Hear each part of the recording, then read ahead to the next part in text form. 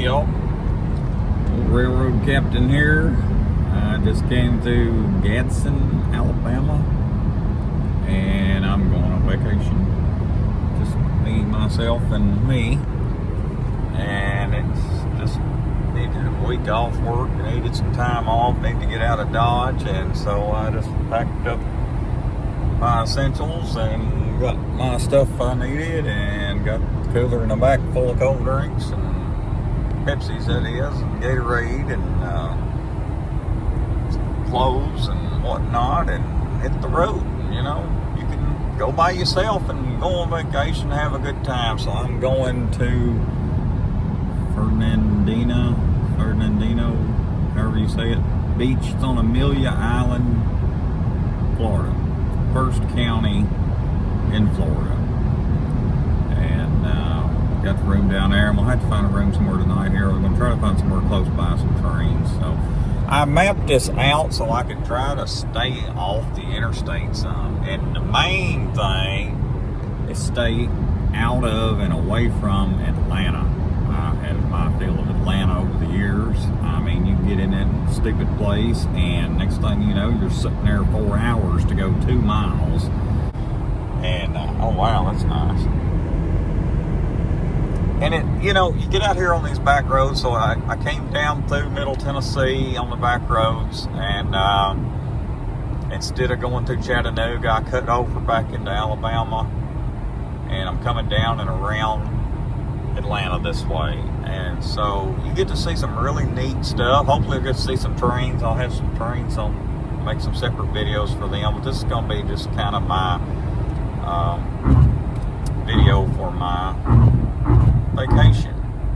But a lot of these little back roads here are 4 lanes like this now, and you know, most of them you can run 60 or 65 mile an hour on them. And so, you know, why not? I mean, and a lot of times you'll go miles, there's hardly any traffic, and you know, like I said, you get to see a lot of neat stuff. You don't have to fool with the traffic and the idiots backing up, stopping up on the interstate, running over you. You just have to watch, you know, when you're running a little bit faster on these 4 lanes like this, you've got your, you know, you've got your traffic, you've got your, you know, all your little roads. They're not limited access like a parkway or interstate, but, you know, I just passed the sign there again. It's 65 mile an hour drive. So anyways, I mapped this out. It added quite a bit of, you know, close to 80, 90 miles or better to my trip down, but staying out of, you know, the traffic. You could see it was backed up where they were working on the roads all through Chattanooga. The traffic was backed up, of course, all through Atlanta, even for today. And so I'm not going to lose any time, and I don't have to sit in the road. So, you know what, hopefully we'll see some cool stuff. We'll see some trains, get some good train videos, and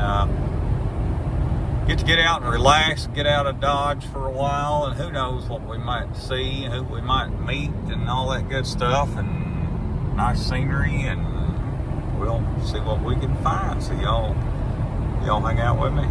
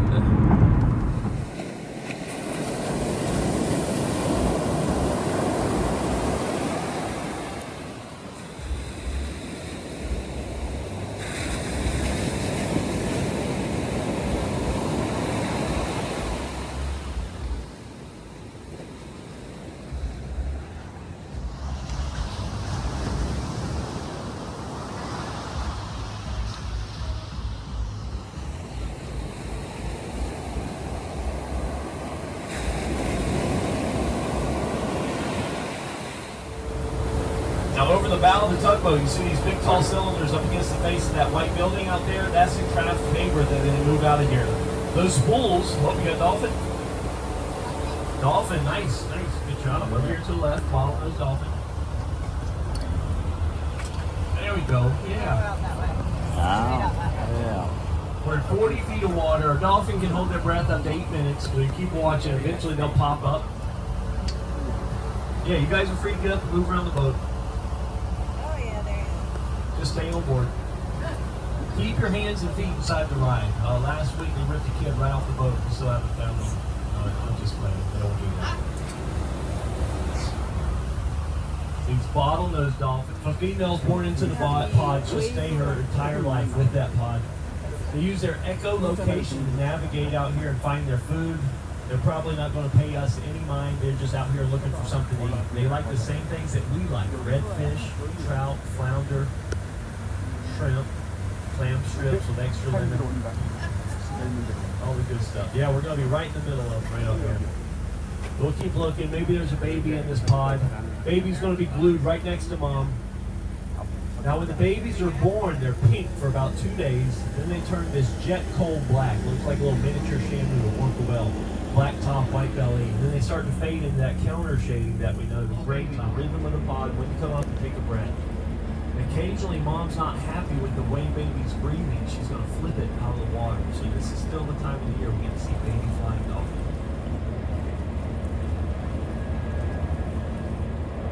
Over the thousands of years they've been in our local waters. Scientists believe they've evolved to use over 20% of their brain capacity, right at 22%. That's pretty impressive because humans only use 10. Some humans use 10.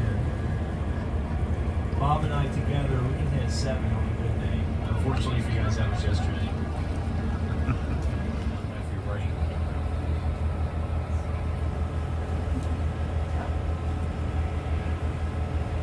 Always good to see a dolphin. A little bit smaller than the migratory species that you see out there on the ocean. They'll eat 30 to 40 pounds of fish a day.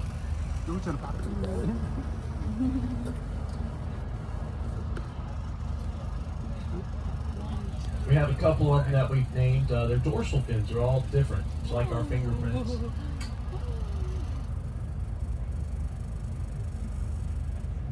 Have one that has a dorsal fin that's kind of serrated. We call her Mick Jagger. Then we have Gaffney. She has a little hook, looks like a gaff at the end of her dorsal fin. Same dolphin. They live their entire lives back here in the backwaters, and even the water temperature in the winter months, the water temperature is going to drop down into the 50s. They'll still be back here doing their thing. Now that echolocation, they can use that up to 100 yards away. If we fell in the water, they can see the blood moving through your body, see your heart beating, tell if you're pregnant. It's more precise than any type of man-made radar sonar. So precise, scanning the channels looking for threats before sun comes or goes. You can always pick out our Navy dolphin because they have the coolest tattoos. And we have a pair of California sea lions that work at the base as well. On a daily basis. We have a street called Lady Street in town. Probably stuff happening in there. I think there's a bunch of shops and Starbucks. Every house up there was a brothel. Over 30 on that street. At one time, Fernandina had over 90. It got so bad, our 5th president, James Monroe, sent 150 troops down to investigate. When those troops reported back to him, they wrote the New York newspaper quoting one of the soldiers. Fernandina is nothing more than a festering flesh pot of immorality. That's when tourism skyrocketed. So we got it all cleaned up today. I believe we're down to 3. Very family oriented. Wow, that's hilarious. Egan's Creek over to our right. He's a beautiful little nature preserve that goes down the middle of the island called the Greenway. That house that them being on was a PP home stuff. I don't remember ever watching that when I was younger. Maybe I did.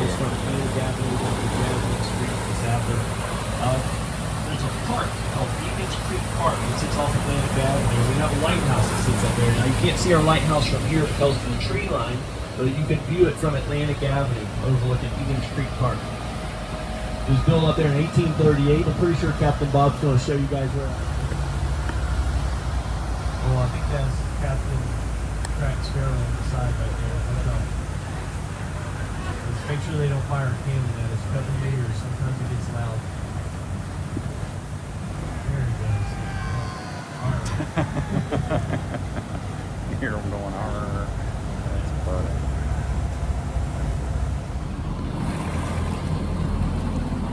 Grand luminary flag, 36 stars in the shape of the star. That was outlined with black to be known as the morning flag. That's what they draped over Lincoln's after his assassination. They fly different flags throughout the year. A couple months ago, they were flying Florida's original state flag. It's a light blue flag with one white star right in the middle. At the top it says "Hurrah for Florida." At the bottom it says "Leave us alone." So apparently that was Florida's first state motto. And there's the Atlantic Ocean. We're at 32 feet of water right here, so not really a swimming beach. It's sort of it's a pretty steep drop off and a good little current that rips through here. If you do go into the fort, bring something to eat with you. The only thing they have at the gift shop is chocolate and ice cream and $7 waters. I don't know how to get away with that. They do. I recommend you stop at Publix or one of the grocery stores. Get you some fried chicken, because when you go to throw your trash away, the raccoon is stationed at every trash can. They give out Yelp reviews, and they love that fried chicken from Publix. You guys are all the islands, not we're all island getting fried chicken. Good. Front of the boat, from for Georgia. You guys in the back, be patient.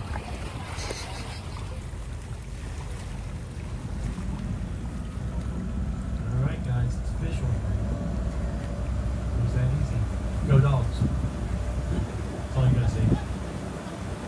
All right, due to arrangement on behalf of the United States Coast Guard, the state of Georgia, and the National Park Service, I'm no longer allowed to speak or drive the boat to Georgia. That's not important, so you guys get Captain Bob. Thank you so much for listening.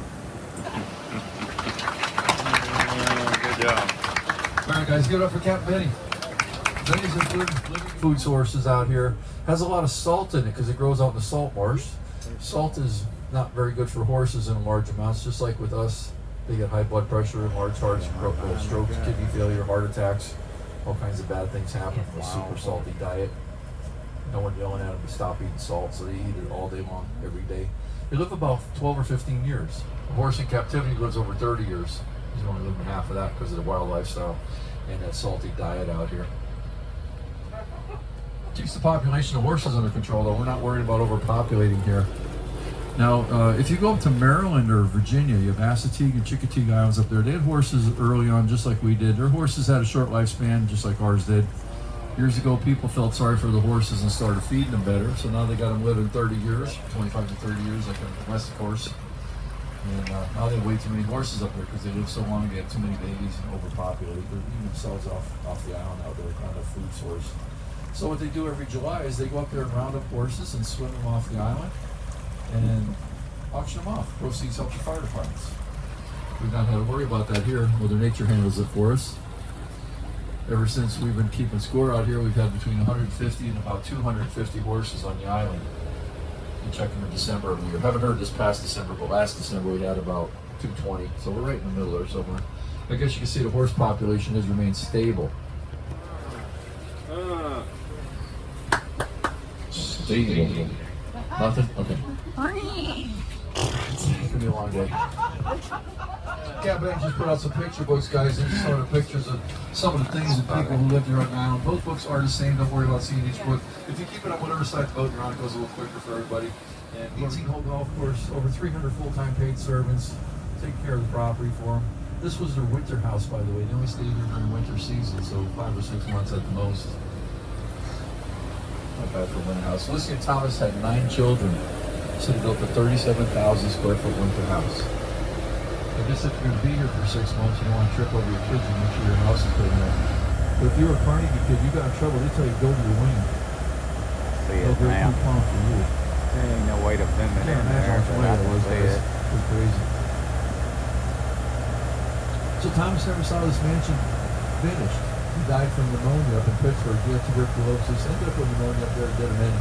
Lucy kept bringing the kids down here when the mansion was completed year after year. When he got to the age to get married, as a wedding present, she gave him a house. She built a house for $10,000. Now, $10,000 may not sound like a lot of money, even like today's standards. That's not too bad. $10,000 back then, that's about $326,000 today. So 5 kids took the money and ran. Not bad for a wedding gift. Four of the built houses out here. But the 4 houses that were built, one of them burned back in the 1940s. Another house is called Stafford. It's owned by descendants of the Carnegie family here in Orchard. That one's owned by the Park Service. They do tours of that one if you're interested. You can check with them. And the last house is called Grayfield. And Grayfield was built for Margaret, who was one of the daughters. Margaret had a daughter she called Lucy after her mother. No way to zoom it in, huh? Missy Lucy got me to talk about grandma and about grandma. And she named Miss Lucy on here. I might be able to see it on Miss Lucy lived her whole life out here on the island. She died in 1989 at the age of 89, and at one point owned about 90% of the island. Never got her hands on the last 10%. Chandler found from Atlanta on the property. They didn't want to sell her or anything. They saw about 18 acres left up there at the north end. You guys probably know better for a little thing they come up with called Coca-Cola. That seems to have worked out pretty well for you. I had a Coke once, not too bad. Over here to the right, guys, you see some of the gray walls of the mansion I'm thinking about here, about 130, right above the oyster shell buildings on the shoreline. You see a gray patch and a tree line out there. That's part of the gray mansion walls out there and stuff. That makes part of it. If you go over to the Park Service, you walk through the grounds, you get to see that stuff right up close, and our pictures book show you. This was boarded up in 1960 after Lucy Carnegie died. Grandma died in 1960. They couldn't afford to keep it open. They had 9 children in the family. Income taxes were in play at that point, so their inheritance tax, property tax, all that stuff. 9 children in the family. Property, their value of their houses were going down, and the value of the family was going down at that point. They were running out some money. They still had a lot of money. Boomer. So they couldn't afford to keep it open. But it boarded up. Sat out here for about 40 years So, with the Georgia weather before it burned. So had to fall apart, I'm sure, at that point. Kind of sad, so guy. So they're heading back to town. Lydia's been spending so much of her time up in New England lately. We bought a new to him sailboat, older boat, and new to him. So we can play around with that a little bit. That's that Lydia done? Oh, we can drive the boat. Got a little ball cap over there. Is that Lydia done? That's Gabe, isn't it? I think it's Gabe. What do you think? This side head popped up there. Got a little wake from the Lucy one by here, guys. We'll just go through this. This is what we call our deadliest catch simulator. No extra charge. We're gonna turn around behind the Grayfield property on our trip. I'll tell you more about Grayfield once we get up there. Lucy Carnegie was a pretty good sailor. She was the first woman who led into the New York Yacht Club, and when that happened, about half the club resigned because they let Lucy into the club. Pretty sure that didn't bother her much. She didn't like them either.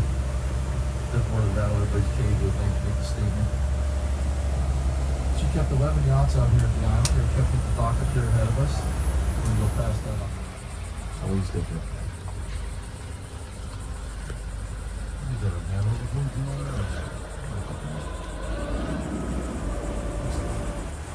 Over to the right there, guys, you see that looks like a flying saucer up our right side. That's a water system. There's 2 of them on property here. They collect the rainwater to bathe with and wash with. Our well water's nasty. It has iron and sulfur in it. If you don't treat it or put water softeners on it, it's pretty bad. So these the rainwater to bathe with and cook with. They want to smell like sulfur. Nasty stuff. Had some issues with our manatees a few years ago when they showed up here in the spring. They were causing a lot of damage coming past these docks. They're going way too fast.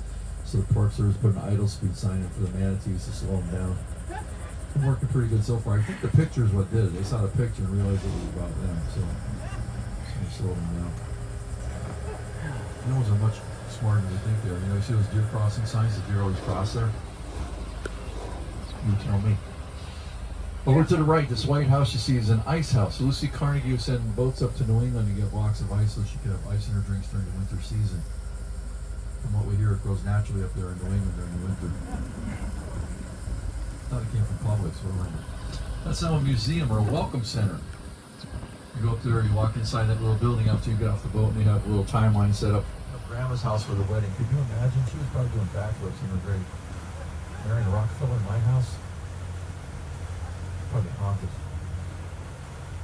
I bet you it was quite the little wedding too. I bet you did those little pinwheels on the tables and pigs in the blankets and real silverware and no solo cups. No kegs. They're probably all imported bottled beer.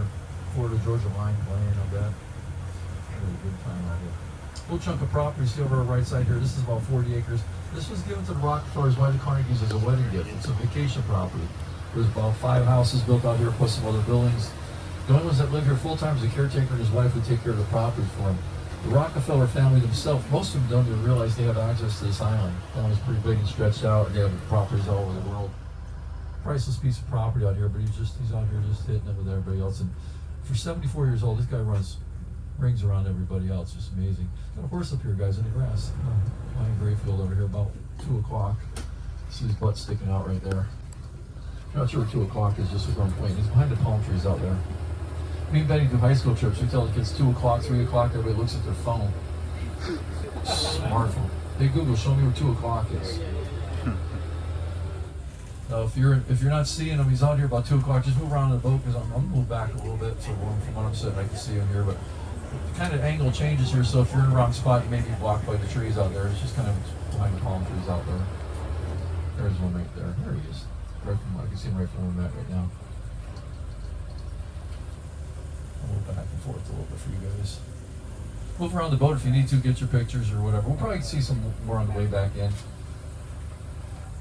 Kind of hard to see that one right there. They also have some Adirondack chairs up here on the right side on the shoreline. You can go up there and have a cocktail and watch the sunset out here to your left. So pretty unique thing out here. Now this is not for everybody out here too, because this is 1901 fancy. There is no restaurant here. The dining room in the house. There's no gift shop or spa or wait room board. Each one of those missiles has 8 independent warheads in it. That means they shoot one missile and 8 cities go away. Each warhead, each of the missiles has more firepower than everything used during World War II by everybody, including the atomic bombs dropped on Japan. So you're looking at about 200 times everything from World War II in one submarine. We have 6 of them stationed here and 6 more out of Washington State, out of Bremerton, Washington. The United States and Russia are the top 2 nuclear superpowers. Number 3 superpower in the world is any one of these Ohio-class submarines by themselves when they leave here. They become the 3rd superpower. We have 12 of those. Now in that class as well as 4 other boats, 2 here and 2 over on West Coast that are used by SEAL teams. Same Ohio-class boat, they're reconfigured. They carry 157 Tomahawk cruise missiles on board. One of those 2 boats that was here, either the Florida or the Georgia, was over in Iran and shot those cruise missiles into Iran the other day. We're guessing it's the Georgia. If I was a betting man, I'd say Georgia, because I know Georgia was over in the Gulf not too long ago with a carrier group, and I could be wrong. And plus, I found out through other channels that the Florida is in the area, so I'm guessing it's probably the Georgia that did it. I don't think they bring a Pacific boat over here to do it, but I don't know. That's just my opinion. But those 2 big buildings you see out there, those are weapons handling works. The towers are lightning arresters. Pretty sure you want to keep the nuclear stuff and the lightning separated. That's why you have all those towers around them, so we maintain the weapons. Straight on ahead of the boat, you see a covered dry dock out there. That dome-shaped building is a covered dry dock. It's 700 feet long, and our submarines could fit inside of it. They could dry dock and pull any kind of repairs they need to do on the outside of the boats undercover, so nobody's watching them. We have a lot of surveillance here, satellites trying to watch the area, figure out what our boats are doing all the time, so they do as much stuff as possible undercover. We see a sub every once in a while, about once a month or so. I've seen a couple in 1 week, and I've gone 3 or 4 months without them.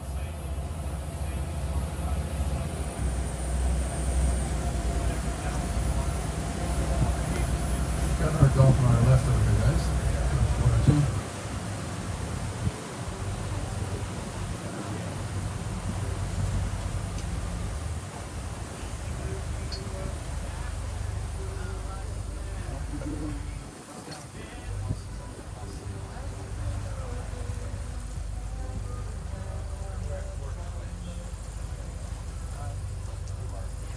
Oh, that's a little baby one. He's still black. That's a tiny one. He's just got newborn. There's a mama over there. Cute little guy. Benny, get the net. Let's see if we can get him put him in the sink in the bathroom. We'll come and look at him. No, we're not going to do that again.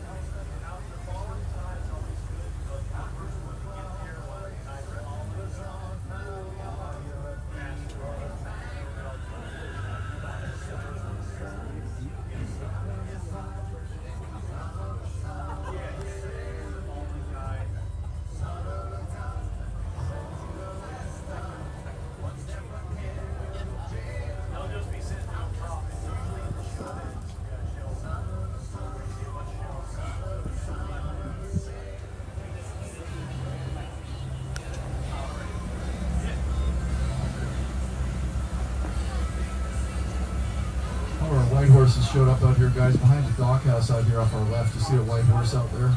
About 10 o'clock, 10:30. Right there. A white horse out there. Just the left of filings.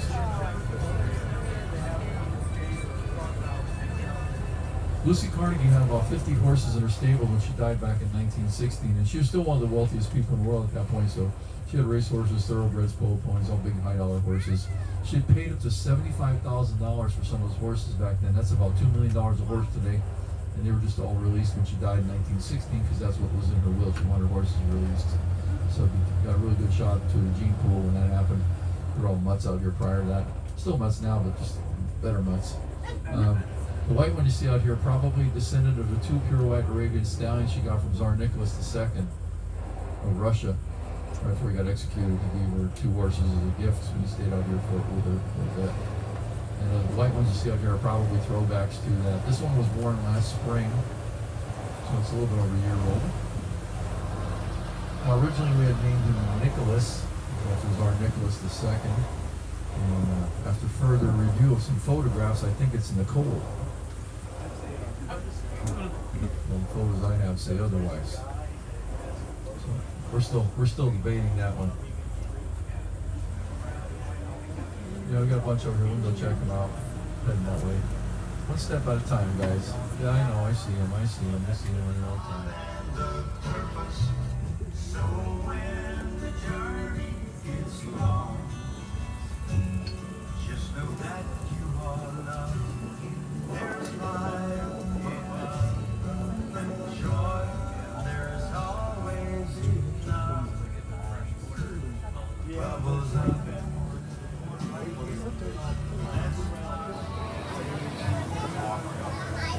Wild horses on the island. And all the horses back home in Kentucky be jealous that they get to hang out down here on the beach all the time, and they don't. That's pretty cool. We went there.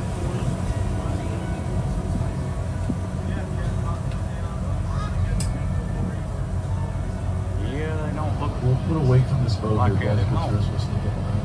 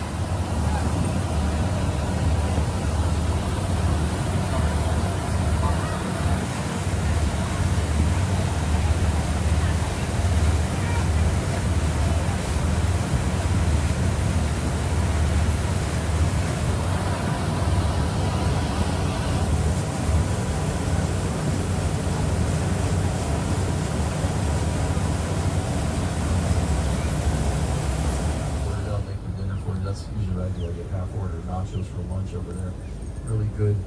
They got like air fried wonton chips, and it's got the guac and the pico and all that stuff. It's so good. So over the top. Awesome. That's one of my favorites on their menu right there. North 3rd Street, Timothy Seafood Shack. They have traditional seafood place there. You go and you order at the window, and they will call your name. You come pick your stuff up and sit down at covered tables outside, picnic tables outside. So it's very nice there. A nice breeze today. It'll be a great place to have lunch. They'll have everything from like fried shrimp baskets, which is usually what I get, hush puppies, coleslaw and French fries for $15. And they do. Benny gets the black and rice box, or just black and shrimp in the rice box, which is really good. And I also like the poke bowl. I like raw too.